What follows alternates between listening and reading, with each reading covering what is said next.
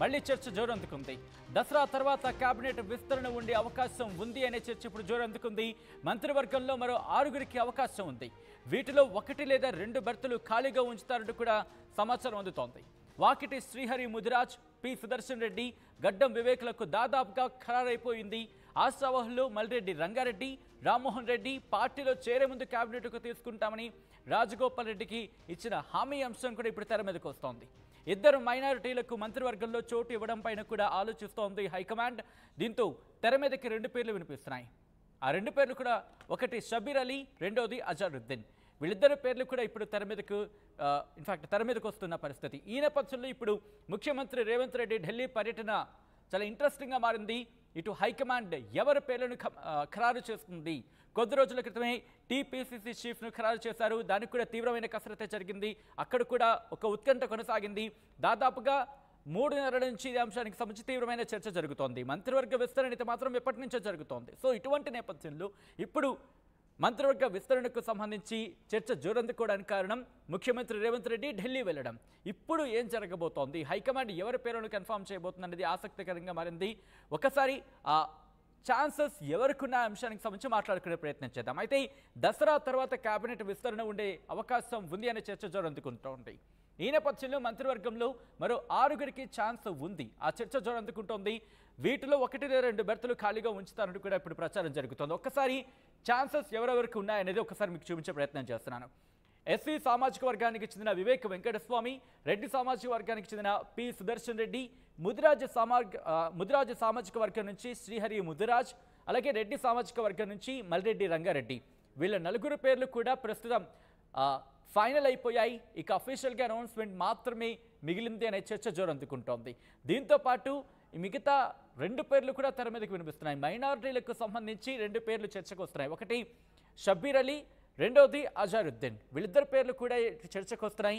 ఆ లిస్ట్ కూడా మీరు చూస్తున్నారు. లిస్టులో ఇక్కడ రెడ్డి సామాజిక వర్గం నుంచి రామ్మోహన్ రెడ్డి, అలాగే ఇంకొక రెడ్డి సామాజిక వర్గానికి సంబంధించి మాట్లాడుకున్నప్పుడు ఇంకొక పేరు కోమటిరెడ్డి రాజగోపాల్ రెడ్డి. ఇటు భారతీయ జనతా పార్టీ నుంచి తిరిగి కాంగ్రెస్లోకి వచ్చిన నేపథ్యంలో మంత్రి వర్గానికి సంబంధించి చర్చ వస్తే కనుక తన పేరు ఉండాలి అనే చర్చ జోరందుకుంది అనే అంశానికి సంబంధించి ప్రచారం చాలా గట్టిగా జరిగింది. ఈ నేపథ్యంలోనే ఇటు రెడ్డి సామాజిక వర్గాన్ని సంబంధించి కోమటిరెడ్డి రాజగోపాల్ రెడ్డిని కూడా కేబినెట్లోకి తీసుకుంటారు అనే చర్చ ఇప్పుడు జోరందుకుంటోంది. ఇక్కడ ఒక్కసారి జిల్లాల వారీగా చూసుకుంటే, ఉమ్మడి జిల్లాల వారీగా చూసుకుంటే ఆదిలాబాద్ జిల్లాకు సంబంధించి ఖాళీగా ఉంది. అంటే ఒక్క మంత్రి కూడా లేరు. నిజామాబాద్ నుంచి ఎవరూ లేరు. రంగారెడ్డి నుంచి రంగారెడ్డి నుంచి ఒకరు లేరు, ఖాళీగా ఉంది. అక్కడ హైదరాబాద్కి సంబంధించి కూడా ఒక్కరు లేరు. సో ఇక్కడ ఈ ఈక్వేషన్స్ని కూడా కన్సిడర్ చేసే అవకాశం ఉంది. కరీంనగర్ నుంచి చూసుకుంటే శ్రీహరి బాబు పొన్నం ఉన్నారు. మెదక్ నుంచి దామోదర్ రాజనరసింహ ఉన్నారు. మహబూబ్ నగర్ నుంచి రేవంత్ రెడ్డి ముఖ్యమంత్రి, అలాగే జూపల్లి కృష్ణారావు. నల్గొండ నుంచి చూసుకుంటే కోమటిరెడ్డి వెంకటరెడ్డి, ఉత్తమ్ కుమార్ రెడ్డి. వరంగల్ నుంచి కొండా సురేఖ, సీతక్క. అలాగే ఖమ్మం నుంచి చూసుకుంటే తుమ్మల, పొంగులేటి, భట్టి. ఇలా ఉన్న నేపథ్యంలో ప్రస్తుతం ఆదిలాబాద్, నిజామాబాద్, రంగారెడ్డి, హైదరాబాద్ ఈ 4 ఉమ్మడి జిల్లాలకు సంబంధించి ఆసక్తికర చర్చ జరుగుతున్న నేపథ్యంలో ఆ పేర్లకు సంబంధించి మీరు ఇన్ఫాక్ట్ 6 పేర్లు ఇప్పుడు కన్ఫర్మ్ అయ్యే అవకాశం ఉంది. 8 మందిని పరిశీలిస్తున్నట్టుగా తెలుస్తోంది. ఒకసారి అప్డేట్స్ తెలుసుకునే ప్రయత్నం చేద్దాం. మా ప్రతినిధి మధు అప్డేట్స్ అందించేందుకు సిద్ధంగా ఉన్నారు. మధు, దాదాపుగా 8 పేర్లు ఇప్పుడు ప్రచారం ఉన్నాయి, కానీ ఉన్నది 6 స్థానాలు మాత్రమే. దాంట్లో 1 ఖాళీగా ఉంచుతారంటూ ప్రచారం జరుగుతోంది. సో ఇక్కడ ఏ అంశాన్ని పరిగణలోకి తీసుకుంటోంది? ఈ 8 మంది పేర్లలో ఎవరు కన్ఫర్మ్ అయ్యే అవకాశం ఉంది మధు?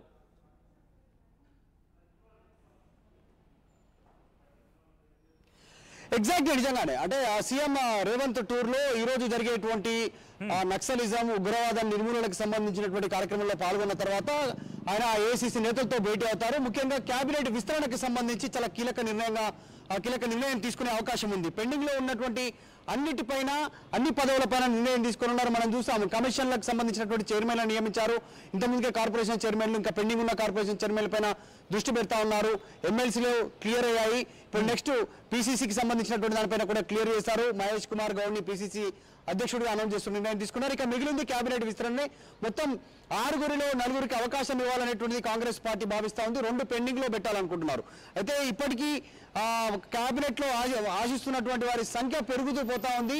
చాలా పోటీ ఉంది. మనం చూస్తే ఉమ్మడి జిల్లాల వారీగా ఆదిలాబాదు, నిజామాబాదు ఇలా కొన్ని జిల్లాలు, ఉమ్మడి మెదక్ జిల్లా నుంచి ఎక్కువ ప్రాధాన్యత, కొన్ని జిల్లాల్లో అసలు జీరో ప్రాతినిధ్యం ఉంది.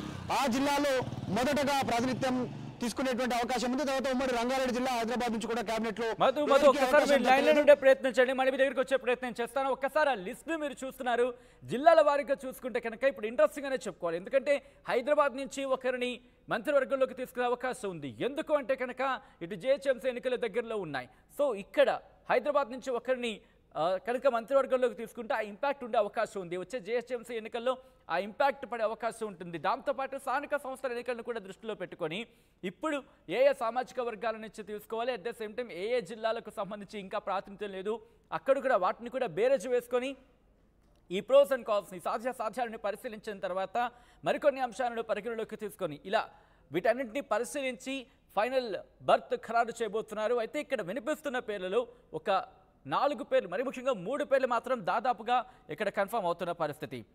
వాకిటి శ్రీహరి ముదిరాజ్, పి సుదర్శన్ రెడ్డి, గడ్డం వివేక్లకు దాదాపుగా ఫైనల్ అనే చర్చ జోరందుకుంది. కానీ ఇక్కడ ఆశావాళ్ళు మల్రెడ్డి రంగారెడ్డి, రామ్మోహన్ రెడ్డి అలాగే రాజగోపాల్ రెడ్డికి సంబంధించి వీళ్ళ ముగ్గురికి సంబంధించి కూడా ఇప్పుడు చర్చ జోరందుకుంటోంది.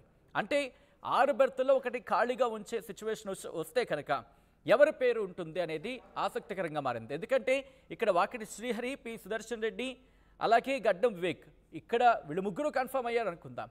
దాంతోపాటు షబ్బీర్ అలీ కావచ్చు, లేకపోతే అజరుద్దీన్, వీళ్ళిద్దరిలో ఒక్క పేరు కన్ఫర్మ్ అయిన తర్వాత అక్కడ మిగిలిన పేర్లకు సంబంధించి లాస్ట్ మినిట్లో కాస్త అప్డేట్ వచ్చింది. మైనారిటీ నుంచి అమీర్ అలీ ఖాన్కి సంబంధించి అమీర్ అలీ ఖాన్కి సంబంధించి ఛాన్సెస్ ఉన్నాయి. ఇప్పుడు డిస్కషన్ చేరందుకుంది. అమీర్ అలీ ఖాన్ లాస్ట్ మూమెంట్లో అదే మనం మాట్లాడుకుంటూ ఉంటాం, ఒక్కసారిగా ఫైనల్ స్టేజ్కి వచ్చినప్పుడు క్షణాల్లో పేర్లు మారిపోతూ ఉంటాయి. సో చూసారు అప్డేట్ అమీర్ అలీ ఖాన్కి సంబంధించి ప్రస్తుతం హైకమాండ్కి పరిశీలిస్తున్నట్టుగా తెలుస్తోంది. అమీర్ అలీ ఖాన్ మైనారిటీ వర్గానికి చెందిన అమీర్ అలీ ఖాన్ని క్యాబినెట్లోకి తీసుకునే అవకాశం ఉంది అనే చర్చ జరుగుతుంది. ఇక అలాగే అజరుద్దీన్ పేరు కూడా వినిపిస్తోంది. సో వీళ్ళిద్దరి నుంచి ఒకరిని కనుక క్యాబినెట్లోకి తీసుకుంటే ఒకవేళ వాకిటి శ్రీహరి ముదిరాజ్, పి సుదర్శన్ రెడ్డి, గడ్డం వివేక్ వీళ్ళ ముగ్గురు పేర్లు, దాంతోపాటు మైనారిటీ వర్గం నుంచి అమీర్ అలీ ఖాన్ కావచ్చు, అజరుద్దీన్ కావచ్చు, వీళ్ళలో ఒకరిని కనుక క్యాబినెట్లోకి తీసుకుంటే ఆ మిగతా బర్త్ అంటే 6కి సంబంధించి 5 తీసుకునే అవకాశం ఉంది, ఒక బర్త్ ఖాళీగా ఉంచే అవకాశం ఉందని చర్చ జోరందుకుంటున్న నేపథ్యంలో ఆ ఉన్న 5 కూడా ఒకళ్ళు ఎవరు అనేది చర్చ జోరందుకుంటోంది. ఎవరెవరు ఉండే అవకాశం ఉంది ఇక్కడ? మల్రెడ్డి రంగారెడ్డి, రామ్మోహన్ రెడ్డి, రాజగోపాల్ రెడ్డి వీళ్ళ ముగ్గురు పేర్లు ఆ ఒక్క సీటుకి పోటీ పడే అవకాశం ఉంది అనే చర్చ ఇప్పుడు జోరందుకుంటోంది.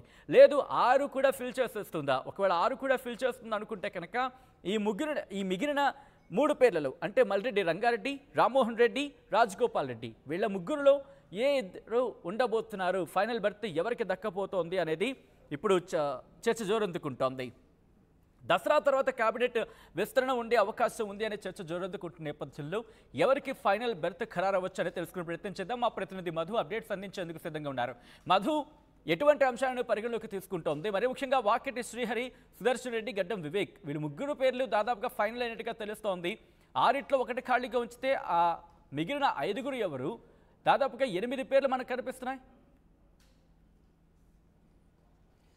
ఎగ్జాక్ట్లీ నిజంగా మొదట ఉమ్మడి జిల్లాల్లో ఎక్కడైతే ప్రాతినిధ్యం లేదో క్యాబినెట్లో ఆయా జిల్లాలకు ఎక్కువ ప్రాధాన్యం ఇచ్చే అవకాశం ఉంది. అందులో భాగంగానే ఉమ్మడి నిజామాబాద్, ఉమ్మడి ఆదిలాబాద్ జిల్లాలకు సంబంధించినటువంటి దాంట్లో అక్కడ పెద్ది సుదర్శన్ రెడ్డి పేరు వినిపిస్తూ ఉంది. అక్కడ కూడా పోటీ ఉంది. అక్కడ మదన్ మోహన్ రావు ఎమ్మెల్యే ఉన్నారు, ఎల్లారెడ్డిగూడ నుంచి గెలిచినటువంటి ఎమ్మెల్యే, ఆయన పోటీలో ఉన్నారు. ఆయన నాకు మంత్రివర్గంలో అవకాశం కల్పించాలన్నటువంటి ఆయన ఒక అంశాన్ని ఏఐసీసీ అధిష్టానం ముందు పెట్టారు. సో కానీ సీనియారిటీ ప్రకారం ఈసారి చివరి ఎన్నికల్లో నాకు దీని తర్వాత ఎన్నికల్లో పాల్గొనను అనేటువంటిది సుదర్శన్ రెడ్డి ఏఐసీసీ ముందు ఇక్కడ టీపీసీసీ ముందు పెట్టినటువంటి ప్రతిపాదనను కనుక పరిశీలిస్తే అక్కడ సుదర్శన్ రెడ్డికి అవకాశం దక్కే సిచ్యువేషన్ ఉంది. అందులోకి ఆయన పేరు ఎక్కువగా వినిపిస్తుంది. అక్కడ మదన్ మోహన్ రావు కూడా పోటీలో ఉన్నారు. ఇటు ఉమ్మడి ఆదిలాబాద్ జిల్లాకు వస్తే గడ్డం వినోద్, గడ్డం వివేక్, గడ్డం వంశీ ఈ ముగ్గురు ఒక కుటుంబానికి సంబంధించినటువంటి వ్యక్తులే. కాకా కుటుంబ సభ్యులే, 2 ఎమ్మెల్యేలు, 1 ఎంపీ అదే ఆ జిల్లా నుంచి సంబంధించినటువంటి విషయంలో. సో కాబట్టి వారికి ఒక మంత్రి పదవి ఇచ్చేటువంటి అవకాశం ఉంది. ఎంపీ